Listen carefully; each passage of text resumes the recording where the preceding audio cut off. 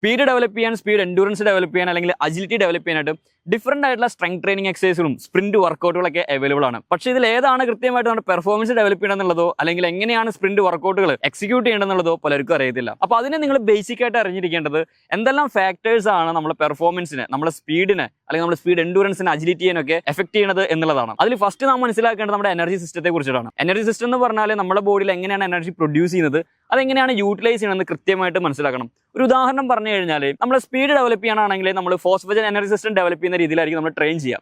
അതേസമയം നമ്മൾ speed endurance ആണെന്നുണ്ടെങ്കിൽ നമ്മൾ anaerobic lactic energy system develop ചെയ്യുന്ന രീതിയിലായിരിക്കും വർക്കൗട്ട് ചെയ്യുക. സോ എനർജി സിസ്റ്റത്തെ കുറിച്ച് കൃത്യമായിട്ട് അറിഞ്ഞാലാണ് നമ്മൾ എത്ര റെപ്പറ്റീഷൻ ചെയ്യണം, അല്ലെങ്കിൽ ഓരോ റെപ്പറ്റീഷനിടയിൽ എത്ര റെസ്റ്റ് എടുക്കണം, ടോട്ടൽ എത്ര ഡ്യൂറേഷൻ ചെയ്യണം, എത്ര വോളിയം ചെയ്യണം എന്നൊക്കെ നമുക്ക് കാൽക്കുലേറ്റ് ചെയ്യാനായിട്ട് സാധിക്കത്തുള്ളൂ. രണ്ടാമതായിട്ട് നമ്മൾ മനസ്സിലാക്കേണ്ടതാണ് ന്യൂറോ മസ്കുലർ സിസ്റ്റം.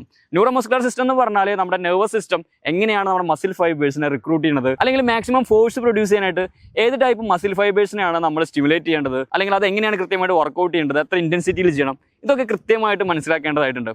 അപ്പോൾ ന്യൂറോ മസ്കുലർ സിസ്റ്റത്തെ കുറിച്ച് കൃത്യമായിട്ട് ഒരു ഐഡിയ ഉണ്ടെങ്കിലാണ് നമ്മൾ ഏത് ടൈപ്പ് സ്ട്രെങ്ത് ട്രെയിനിങ് ചെയ്യണം എന്നുള്ളതും അതെങ്ങനെ പ്രോഗ്രസ് ചെയ്യണം എന്നൊക്കെ മനസ്സിലാക്കാനായിട്ട് പറ്റുക. മൂന്നാമതായിട്ട് നാം മനസ്സിലാക്കേണ്ടതാണ് നമ്മളുടെ ടെക്നിക്സ്.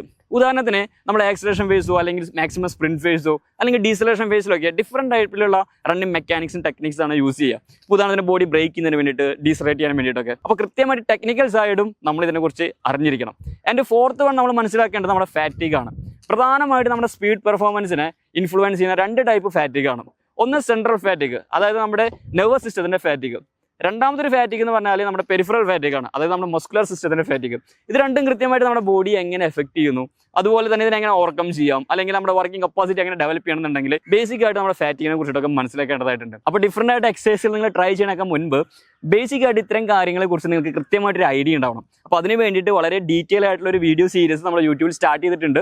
നിങ്ങൾക്ക് വീഡിയോസ് കാണാം. കൂടുതൽ ഇൻഫർമേഷൻസ് വരുന്ന വീഡിയോസിൽ നമ്മൾ കൃത്യമായിട്ട് ഷെയർ ചെയ്യുന്നുണ്ട്. വീഡിയോസ് കൃത്യമായിട്ട് ലഭിക്കാൻ വേണ്ടിയിട്ട് നിങ്ങൾക്ക് ഇപ്പോൾ തന്നെ ഫോളോ ചെയ്യാം. മറ്റൊരു വീഡിയോയിൽ കാണാം. This is Shebin. See in the next video. By.